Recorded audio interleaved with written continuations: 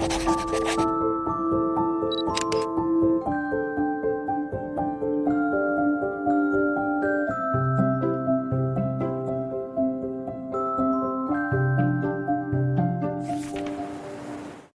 dalam diam.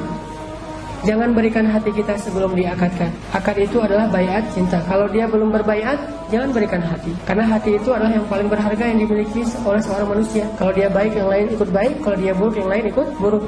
Jangan pernah berikan hati kita kepada orang yang belum halal untuk kita. Tetap jaga tuh. Jangan ngasih dulu.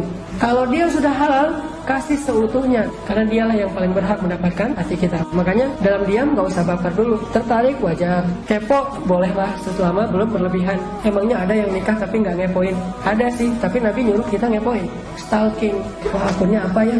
Ternyata di akunnya tuh dia di lock gitu, request gitu. Ternyata gak dibuka-bukain. Lihat di yang lagi viral, yang ada dia cari gitu.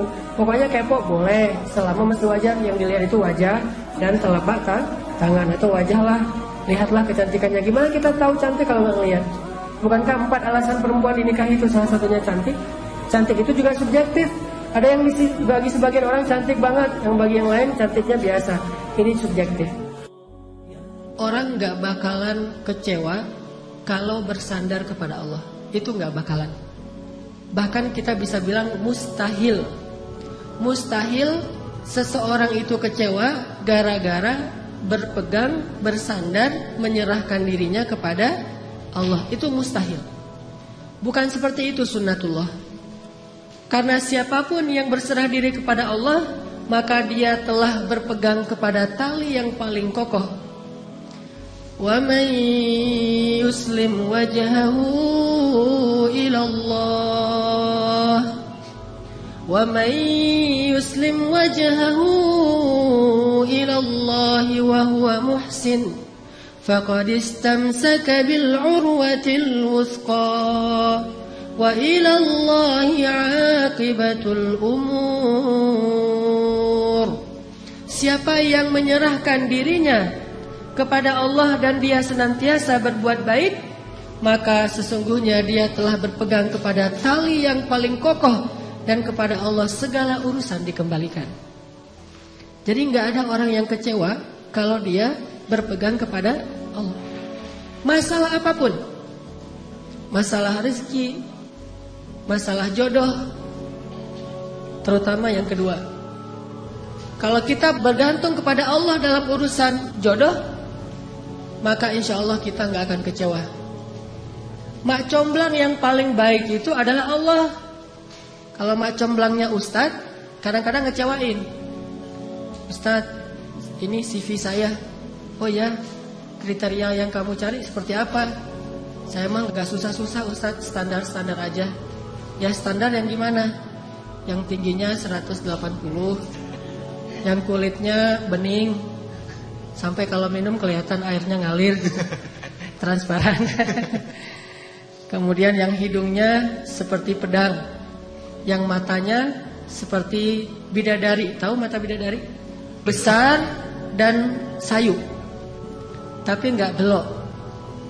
Nah ini kriterianya. Terus kata Ustadz, kalau yang kayak gitu Ustadz juga mau gitu ya. Akhirnya pas ketemu Ustadznya duluan yang ta'arufan. Ini kalau mak comblangnya manusia. Tapi kalau mak comblangnya Allah, jauh lebih meyakinkan dan gak bakalan kecewa. Dengan kriteria apapun, wa huwa ala kulli syai'in qadir. Dan kalau Allah menjanjikan yang baik akan ketemu dengan baik, pasti innahu la yukhliful mi'ad. Allah tidak pernah mengingkari janjinya. Masalah apapun, kita harus mengandalkan Allah. Coba deh, selalu ngandelin Allah. Bahasa gampangnya gini, udah tenang aja, ada Allah, itu. Dan kalau kita sudah melibatkan Allah, la yudayya'akallahu idzan, itu pasti Allah nggak bakalan ngecewain kamu. Kalau udah ngandelin Allah, ini gimana nih? Udah tenang aja, ada Allah. Allah tidak akan mengecewakan. Salah satu kalimat udah tenang aja, ada Allah adalah la tahzan, innallaha ma'ana. Kalau kita ada teman lagi galau gitu, terus kita bilang, La tahzan, innallaha ma'ana. Kalau bahasa kita, wales bro, tenang aja, ada Allah. Santai bro, karena ada Allah. Itu bahasa Arabnya, la tahzan, innallaha ma'ana. Andalin Allah dalam masalah kita. Ada masalah apapun, serahin aja sama Allah. Bismillah, la haula wala quwata illa billah. Bahkan kadang-kadang hanya dengan berzikir la haula wala quwata illa billah, Allah kasih keajaiban yang luar biasa. Karena setelah seseorang bersandar kepada Allah, la yudayya'anallahu idzan. Pasti Allah enggak akan ngecewain. Pasti Allah enggak akan ngecewain.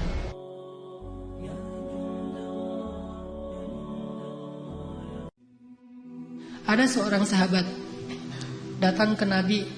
Dia bilang gini, "Ya Rasulullah, anak saya ditawan sama musuh." Ternyata anak dia itu ikut berjihad dan ketangkap sama musuh, ditawan. Dan musuh minta tebusan sekian ratus dinar, kalau nggak ditebus akan dibunuh. Dan waktu itu sahabat-sahabat yang kaya banyak yang lagi di luar kota juga lagi diutus untuk dakwah dan jihad. Sehingga tidak ada sahabat yang bisa membantu laki-laki ini. Rasulullah juga nggak punya apa-apa, nggak punya harta. Dia datang kepada Rasulullah, "Ya Rasulullah, anak saya ditawan, minta sekian ratus dinar. Kalau saya nggak menebus, nanti anak saya akan dibunuh. Gimana ini ya Rasulullah? Dia hanya memberi waktu saya 1 hari sampai besok." Kemudian Rasulullah mengatakan, "Wahai bapak, perbanyaklah mengatakan la haula wala quwata illa billah." "Oh gitu? Ya Rasulullah?" "Ya gitu." Akhirnya dia pulang, nggak ngomong, "Ya sih, la haula wala quwata illa billah." Tapi yang lain nggak ngomong kayak gitu. Udah aja kalau Allah bilang la haula wala quwata illa billah, hasbunallah wa ni'mal wakil, cukup Allah. Jangan bilang cukup Allah lalu ada kalimat tapi. Hasbunallah sih, cuman. Nah, ini nggak hasbunallah karena hasbunah itu tidak ada cuman. "Oh gitu ya Rasulullah." Gitu. Udah dia pulang, la haula wala quwata illa billah, la haula wala quwata illa billah. Sampai di rumah istri nanya, "Pak, gimana tadi sama Rasulullah? Udah dapat belum pinjaman untuk menebus anak kita?" "Udah dapat, Mah. Ini luar biasa." "Apa?" "La haula wala quwata illa billah." "Oh gitu, la haula wala quwata illa billah." Berdua tuh, suami istri soleh-soleha, sama-sama athiqah billah, sangat keep the faith. Enggak mengatakan, "Iya emang zikir, cuman uang konkretnya mana?" Enggak nanya-nanya kayak gitu. Udah aja, "Oh la haula," ya udah la haula wala quwata illa billah. Sepanjang malam mereka berzikir la haula wala quwata illa billah. Tiba-tiba waktu subuh ada yang ngetok pintu rumah, tok tok tok, "Assalamualaikum." Terdengar suara anak laki-lakinya, pas dibuka benar anak laki-lakinya pulang dalam keadaan selamat. Dan ternyata di luar suaranya berisik, banyak suara kambing. Pas lihat itu apa itu? Kambing, lebih dari 100 ekor. Kemudian ayahnya bertanya, "Apa yang terjadi? Bagaimana kamu selamat dan membawa banyak kambing?" Kata laki-laki ini, "Semalam tiba-tiba ada seorang laki-laki yang berbaju putih, orangnya ganteng sekali, wajahnya bercahaya, datang melepaskan ikatan saya.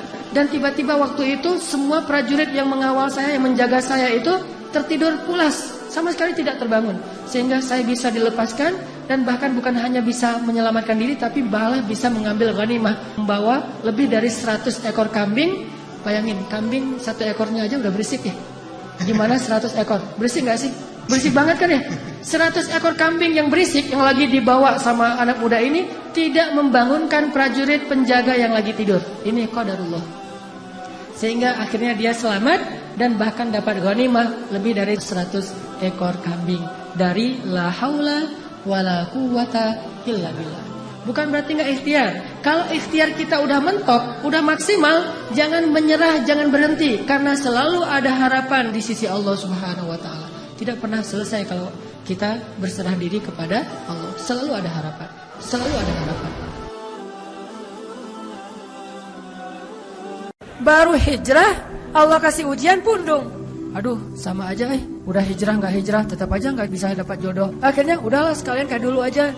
Aduh, sama aja, ternyata udah rajin ngaji, masih aja nggak ada yang cantol misalnya kan ya. Aduh, udah pindah kerjaan, tetap aja belum dapat kerjaan yang lebih baik. Kata Allah, "Wa may yattaqillah yaj'al lahu makhraja." Mana? "Wa yarzuqhu min haitsu la yahtasib." Mana tuh? Jawabannya Allah berikan itu setelah Allah lihat kesabaran kita. Kalau Allah belum melihat kesabaran kita, Allah nggak akan kasih apa yang Allah janjikan. Karena yattaqillah bukan hanya taubat, tetapi sabar. Itu satu paket. Takwa itu at-ta'ah was-sabr, taat dan sabar, itulah takwa. Wa may yattaqillah, siapa yang taat lalu sabar, baru Allah janjikan yaj'al lahu makhraja wa yarzuqhu min haitsu la yahtasib. wa may yattaqillaha yaj'al lahu min amrihi yusra, wa may yattaqillaha yukaffir anhu sayyi'atihi wa yu'zim lahu ajra. Itu semua janji Allah bagi orang yang takwa, dan takwa itu taat dan sabar. Sehingga ketika kita belajar Islam, mulai bertaubat, mulai berhijrah, lalu Allah Subhanahu wa taala seolah-olah lebih memanjakan orang lain yang belum berhijrah, yang belum bertaubat daripada kita dengan dunia. Katakan wa ma indallahi khair. Apa yang ada di sisi Allah lebih baik. Katakan bahwa wal akhiratu khairun wa abqa. Akhirat lebih baik dan lebih kekal. Katakan walal akhiratu khairul laka minal ula, dan akhirat itu lebih baik bagimu daripada dunia. Ini yang memotivasi kita untuk bisa istiqomah, sehingga kita tidak merasa dicurangin sama Allah Subhanahu wa taala.